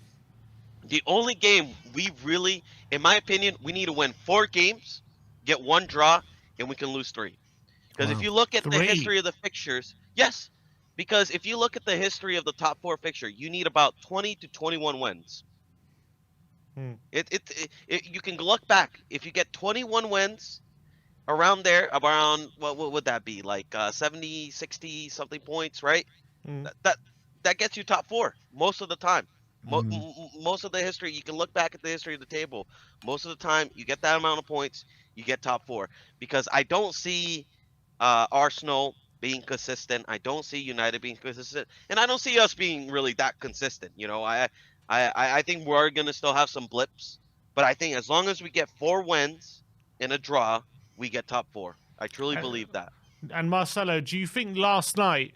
Do you think it was significant? If you do think it was significant, why do you think it was significant last night? What happened? It definitely was significant because I was saying I don't think we're gonna get top 4. I don't think but after that Palace game, man, I'm telling you, I thought that was a game they should have won. I was like, there's no way they're gonna lose to Palace. Palace are, mid-table. They have nothing to fight for. Arsenal were the ones that have something to fight for, and it looked like Palace was fighting for top 4, bro. It looked like Palace was the one that was fighting for top 4, not Arsenal. You know what I mean? And then you look at Tottenham right now. We're fighting for top 4. Even like United, they look like they're in the mud, bro. They're about as consistent as the weather right now. I mean, they are really, they just don't. But they could come back. They could come back. So I'm more worried, about United coming back because, in my opinion, with the injuries now for Arsenal, it's massive, massive. They have a very weak squad. They loan out a couple players to escape the North London derby, but guess what, bro? It's biting you back. Being a bunch of cowards, red cowards, bro. Chicken. You know what I mean? You're afraid of the rooster. You're afraid of the rooster, bro. That's why we're the apex predator. That's why we got, this crest over here, bro. What excuse they gonna use this time, Marcelo? They ain't got no excuse. They gotta face the music, bro, and they are about to realize soon. They're about, they were talking about, Saka this, Saka that, bro. We got Kulu sexy, bro. Forget Saka, bro. Juventus player. People forget. Juventus is a massive club. It's one of the biggest clubs in the history of football. And Kulu got in that at age 20. Forget about the comparison, bro. Kulu Sexy's been doing it at the top for years now. Saka's he only knows Europa League, bro. Kulu Sexy knows Champions League, and I can already hear, bro. I'm telling you, I couldn't get, I didn't want to get carried away, but I'm getting carried away because I can already hear that Champions League music, the dun dun dun dun dun, the champions. We're so close. Just 4 wins. I'm telling you, 4 wins, and we get top 4. And those injuries Arsenal had last night as well. How significant Massive. for you are they? I mean, Thomas Partey, I know we like to make the memes out of him. I know, but he's a good player. He's our best midfielder. Let's be real here. And him missing out, we saw what happens when we miss Bentancur and Skip. We saw what happened, when we had, Winks. It was rough. I don't think we won a single game without Bentancur and Skip in the midfield. I think the one that we did Højbjerg. win was against Leeds. I think we had Højbjerg and Winks in the middle there. Yes, we did win against Leeds. But other than that, I can't remember us winning a game because, you see the difference that Bentancur, when Højbjerg has him, or when he has Skip, we just look like such a solid team. And you know what? Whether we get top 4 or not, which I think we will get top 4, what I like to see is improvement within the team. And yesterday I was like, wow, we're actually looking like a proper team. You look at the performance against Everton. You look at the performance against Newcastle, you keep looking at our performances. We seem to be getting better and better as a team, and that's what you want. That's what you want from your team. You want these good performances. Even against the United, I felt gutted. I felt like we deserved a draw against Yeah. United. But Ronaldo, he did his thing, but I was gutted in that game. I was gutted when we lost to Liverpool. I mean, no, not lost. We drew against Liverpool. It felt like a loss. You know what I Yeah, mean? we should have won that game. So we should have won that game. So what I asked when Antonio Conte come in is just improve the team. Just improve the team, and he has done that by miles. I have not seen Tottenham play this style of football since Pochettino, in my Yeah. opinion. I have not seen us play this well since Pochettino. Yeah, I was when he saying the first came same in. thing, Marcelo. I was saying the same Yeah. thing. And when you look at it, our good form has coincided with Bentancur and Kulusevski coming into the starting lineup, right? There was a Yes. lot of heat that Spurs took over the January transfer window. In hindsight, how do you rate that window now? I mean, I rated that window a 6, and I'm gonna stick with maybe I'll even raise it to a 7 because I think Kulu, we got to keep him. 25 million, trigger that contract, buy him, Levy. There we go, done. Yeah. You have a great winger for you. You know what I mean? The guy is fantastic, but also don't forget Bentancur, man. Uruguayan, national starting. He's gonna be in the World Cup. He's been at the top of the game for years now. People are saying, "Oh, he was a Juve reject, bro." He was starting for Juve. He won Scudettos with Juve. He was one of the Serie A player of the season with Juve, I think in 2018, wasn't he? Yeah. Like, believe he yeah, was, yeah. I mean, the guy is a top player. So, and you see it when he's on the pitch. I mean, the way he finds Son, the way he finds Kane, his transition play. Sometimes he gets a little bit physically outmatched, but he's a luxury player. He's not that type of player that's gonna be rugged and everything. It's like Ericsson. He's more fluid, gets the play going, and Bentancur, I think he's also fantastic. And I think I don't think I don't know if we're gonna compete for the league next season, but depending with signings, man, I think we have a real shot. I think next season, if we get good, like 6 good signings, we're definitely gonna be among the top 3 because I don't see Chelsea. I see Chelsea falling apart. I really do. Yeah, I mean, a lot does depend on like who takes them over and all that kind of stuff. I mean, regardless, it's just whoever takes them over isn't gonna bring the same money Abramovich is gonna bring. Unless they get like a Saudi prince or something, which doesn't look like it's gonna happen, right? Yeah. Chelsea are now liking some of the buyer options right now. I don't know. I see them struggling, and also I think they're gonna get some debts within that because they owe Abramovich money. I think they're gonna fall apart next season, and I think if we make the right signings, we'll take their spot. We'll take it. We're favorites.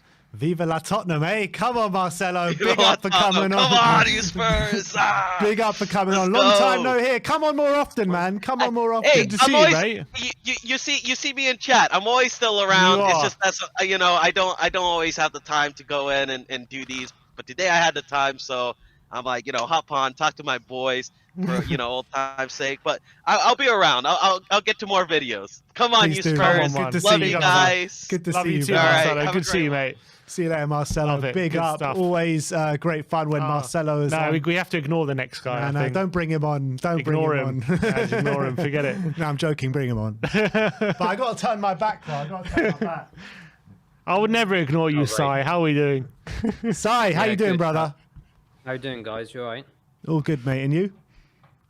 Yeah, good. You can It's a hear bit me okay? weird seeing The you just internet's like good? in a stable position, just Exactly. sitting Get to still, the train station, man. like not moving around, and like in a car or in a train station or a park or your garden, or it's just it's nice. Yeah. He's nice and calm now. He's It's, the sun of is course, shining. Last night's shenanigans helped a bit, and the result of the weekend. This is what happens when Tottenham do well. Everyone is calm and relaxed. We rewind ourselves back a couple of months, and everyone was going absolutely mental.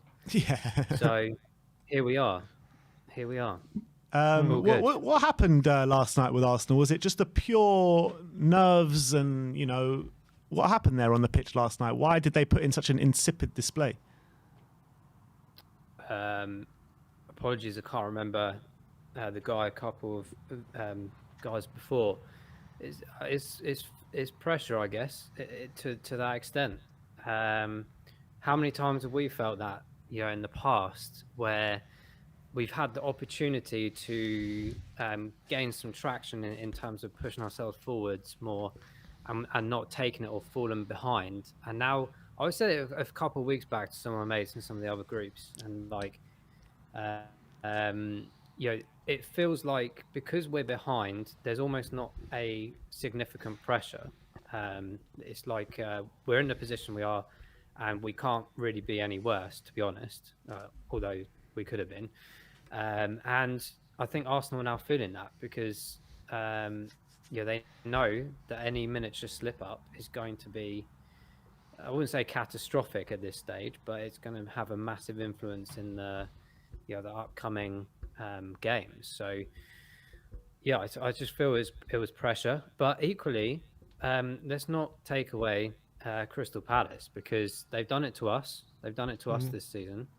If I remember the same scoreline, was it not, at the beginning? Tanganga and all of that mess up. And so Palace are a strong team at home. So I was always saying that Arsenal aren't going to win this game, like irrespective of their form and everything. I just feel like Palace always turn up to these games.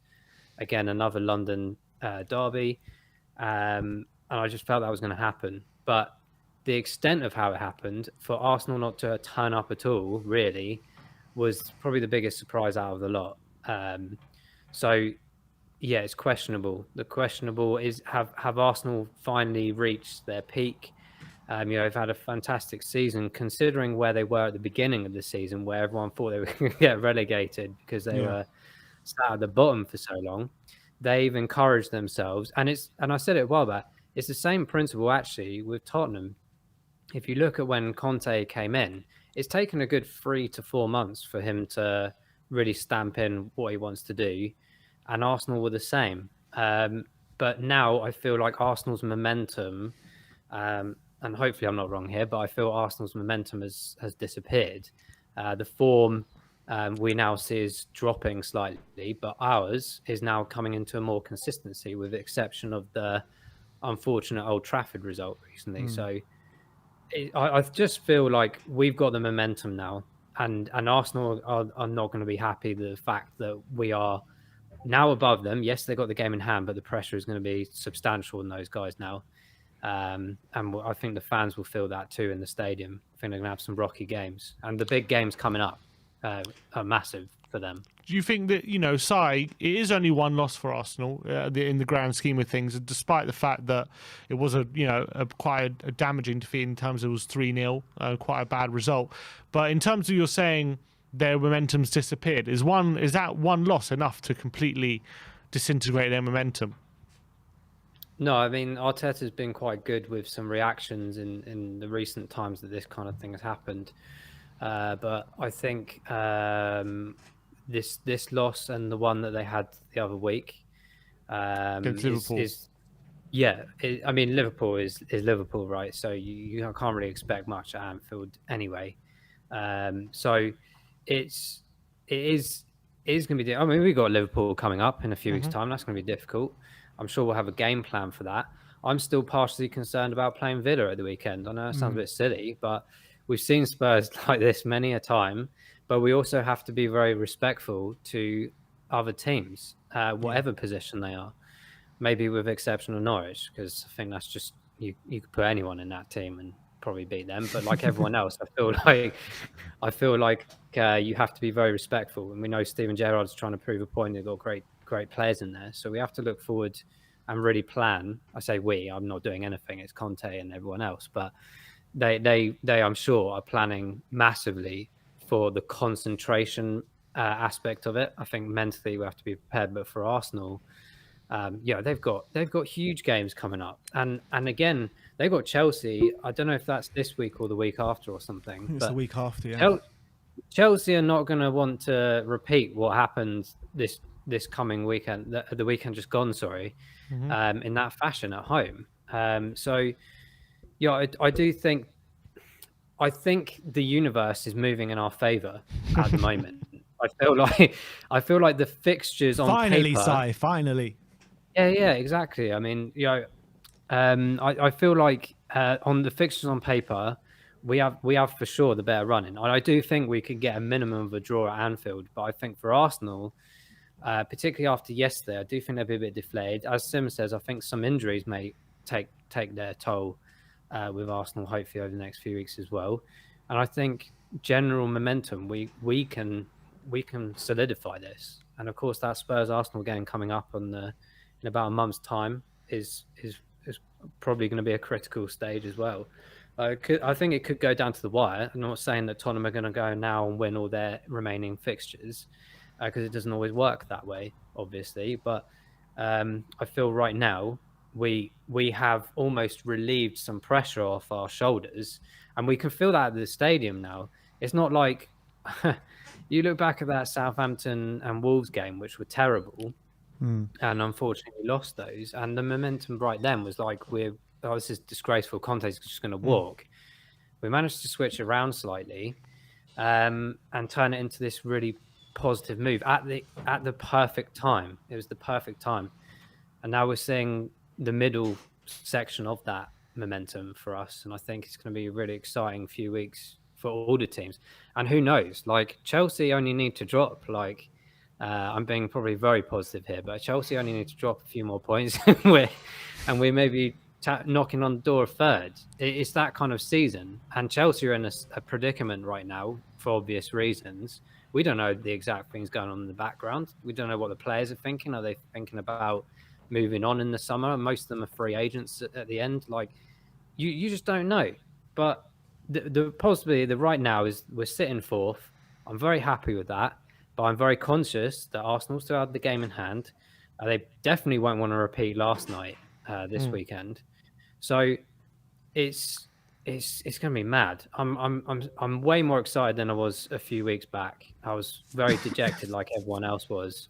But I feel finally like the Conte belief is massive, and I enjoy going to the stadium again. I enjoy the 4-hour journey or 5-hour journey that it takes, on the game days more and more in this situation. So long may it continue.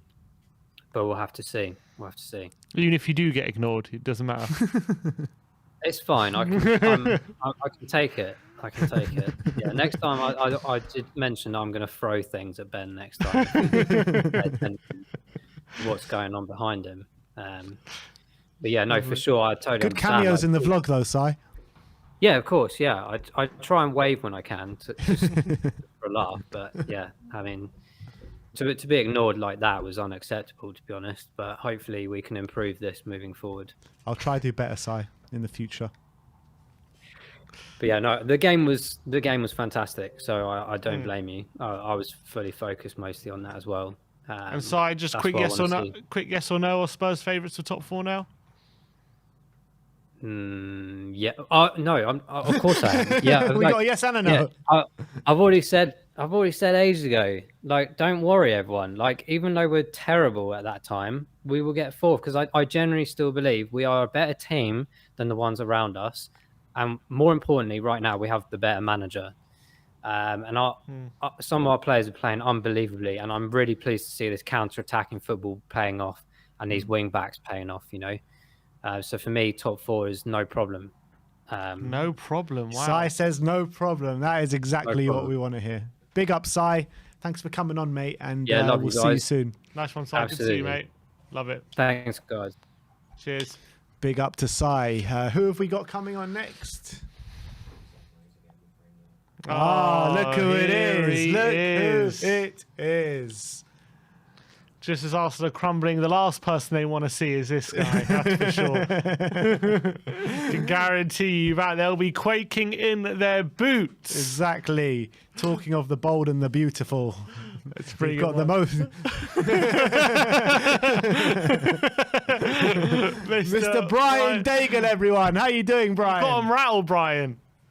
Mate, I'm doing amazing. I literally have just woken up, checked YouTube like I always do first thing in the morning, saw you boys were on. Here I am. Good morning, my friend. How are you both? It's a very nice morning here, basking in the glory of a certain brilliant game last night that we were all watching and we were all very happy about. They bottled it last night, didn't they? bottle it, mate. And they smashed the bottle. Jesus Christ, they were woeful. They were goddamn woeful, mate. I think they got scared because the NLD got announced, and they started quaking in their boots already, like... mate. They were pathetic. But you know what? Well done, Palace. They absolutely annihilated them. They're probably thinking, "What? We actually have to play that? What? I thought that was done." Oh no, we can't do that. Oh no. But yeah, it was what a woeful performance, and long may it continue from the filth. Yeah, do you think the pressure got to them yesterday, or what would you put it down to? Or do you maybe injuries? Maybe they had some injuries during the game. What do you think? If they had injuries, mate, the excuses would have. I mean, they picked up a couple of injuries yesterday as well, which is a crying shame. But you know what? I was saying to you yesterday, Sim, or not yesterday, on the fan show the day after Newcastle. I think, do you know what? Not only have they got to worry about the points that we got level with them, the goal difference has become a huge factor. And it's now like a double threat kind of thing. They need the points and they need to work on their goal difference, which has gone to pot now. So I think it's a real concern for them. And they're just shit anyway. So so there's always that. I'm just delighted. It couldn't. I was even saying, I was on Bob Spur TV yesterday, and I said they don't do well at Selhurst Park at night games, and it proved to be true. But they were just all over them. They just really there's bottle in it, and there's bottle in it, and they certainly did it. How much of an effect will yesterday's result and subsequent injuries for you? How much of an effect does that have on the overall landscape of the top four race? I think it's big. But I think the biggest thing now is I think we play Villa before they play again, don't we? Yeah. So yeah. Once again, we No. They play Brighton at 3, and we play Villa at 5:30. Okay, so with the latest game. Okay, cool, Yeah. cool. So okay, so we've just got to make sure we do what we need to do now. It's back in our hands, really, isn't it? Yeah. As long as we match them, goal difference wise, we'll be above them. So that's what I think we've got to do, and we just got to make sure we set the pressure on them this time. We've got to make sure that if they set it back on us, that we respond to it. That's what we've got to keep doing now. Let me ask you this, Brian, as you were obviously very evidently at protests all in the last week of the January transfer window. All of us at that time, we were saying no chance of top four. We're never going to get top four this season, all that kind of stuff. I was with you on that. Everyone also were complaining about the transfer window at the end of it, seeing as, we didn't get enough players in, we got rid of more than we brought in, all that kind of stuff. Yep. Looking back on it now, do you have any different feelings about the transfer window? Because our good form have coincided with Kulu and Bentancur coming into the team. Yeah, don't get me wrong. Listen, the transfer window, Bentancur and Kulu, Decky, let's say, have worked out wonders, but we still went win lose, and if there had been a bit more strength in depth, it might not have been win lose. So it's hard to gauge on the two transfers that came in. You cannot deny have transformed our season. That I completely agree with. But if there had been a couple more additions, if we'd got another centre back or another, let's say a right wing, whatever, we might not have been struggling to get into the top four. We may have been in the top four. What I will say, and what I did say to Simeon and Henry Wright on Sunday, is I now think top four is definitely on. That's the one thing I have changed. You can't deny that it's on. And as I said I got some flack for saying, I think top four is on now. And I was like, listen, I am human. People actually can make a mistake. It's it's like, whoa, I'm not the law. It's like literally, it's like top four is now on, and that's on because this season, let's face it, apart from Chelsea and Liverpool, Man City, everyone has been going through rough patches and kind of patches of form, and it's now become a distinct possibility that we can do it if we take our chances, and we have to take our chances. You know what I mean? Ben, the question you just asked me, if we fail to get top four and we fall away, I could ask you that question again and say, well, if we didn't have the players, and that, so it works kind of both ways. I know what you're saying, but I agree completely that I was wrong and top four is now. I was saying it's definitely not happening, not in a million years. I now think it's on. transfers, obviously, we'll know at the end of the season. But what you have to say about them is the two that have come in have been absolutely outstanding. Yeah. Absolutely, without a doubt. Has he earned his Don status, Paratici? No. Don't get me wrong. If you look at it, there's 3 players that he has signed that have been absolutely phenomenal. And I am waxing lyrical about Romero. Romero is just like, I sent you that picture with the hardest spot the difference I've ever seen, Romero and a Rolls Royce. The guy is an absolute baller. I'm falling in love with that man. But then there's also been Brian Hill. There's been Emerson Royale. There's been Galini. So it's kind of got a 50% hit rate, hasn't he, really? Yes, he brought Conte in. This summer, I've kind of said this is the summer of Paratici. We said, yeah, this summer or this January, and I was one that said January. But now he's had Conte for this long. Now he kind of knows the direction of the club and got his foot under the table. And hopefully this summer, he's already got people lined up that he wants to come in. He'll work the free transfer market. If he can do what he does this summer and get people like Kulu of the quality of Kulu and Benson Core in, then you could say, I will call him the Dom. And with Paratici and Conte together, it's 100% success rate, isn't it? 2 and 2. Yeah. But you look at yes, but you've got to remember coming out, you're going to have Ndombele. We know Ndombele's coming back. There's no way Leon are paying 65 million. I think Lo Celso is a possibility that it's Villarreal he's at, isn't he? Yeah, Villarreal, yeah. Isn't he? Yeah. Valencia with Brian Hill. I don't know why, but I think there's more to that. I got a feeling that might. I know there's no Clause. Obligation, clause in it, but I think there may be some legs in that. And then obviously Galini's going back. So we'll have to see. And obviously, goddamn Dele Alli. Yeah, we're going to end up getting nothing for him at all. Exactly, great businessman. So yes, we got him off the wage bill, but I mean, Brian, Everton, what would you have preferred? What we've done with Dele Alli, or for him to still be festing around the squad? Do you know what? I would have rathered he'd go on loan. In all honesty, and then obviously you get him off the wage bill for a bit, and if he hadn't performed, you go back, and then at least he comes back and you can try and get some money for him. But to give him away for free, yes, you get him off the wage bill and everything, and then Everton just to be able to sell him or do what they want and pocket the money for literally doing nothing is frustrating. So, do you know what? I think they're both options. I wanted him out of the club more than anything. I wanted that man gone. I just thought it would have been with some kind of financial gain for Tottenham. Yeah, well, I don't think anyone could have kind of called that he wouldn't play any games for Everton. No one could have really called that. Yeah, there is that. But again, I mean, I was watching things. It's just even Frank Lampard's been doubting his attitude as well, hasn't he? He's been out saying it, and he's got to train harder and do this and do that. So, the fact he can't get into this Everton team says it all, doesn't it? Yeah, it does. I mean, I just would have wished that there would have been some kind of financial gain for the club, but obviously there isn't. But I can't really be a hypocrite because I said I wanted him out the club, and he's out the club. So yeah. But like I said, top 4 back on, transfers we'll see, and the filth are still shit. Are we favourites? So yeah. Are we favourites for the top 4? Are we favourites for the top 4? I think we have to be. Yeah. Are we going to do it? I think we.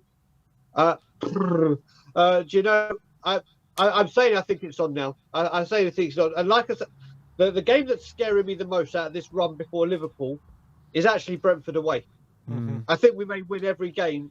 And I was saying that when we did the takeover, when we did the top four pro, that I said Brentford at home, even though it was at the beginning of the season, beat the filth, had that amazing draw with Liverpool, had a great game with Chelsea. We know what they did last Saturday.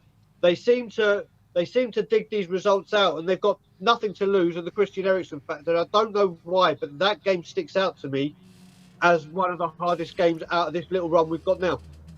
I agree with you. I agree with you as well. I mean, the Eriksen factor has changed everything for Brentford. It really has. But yeah, Brian, always great to chat to you, my friend. And we'll speak soon.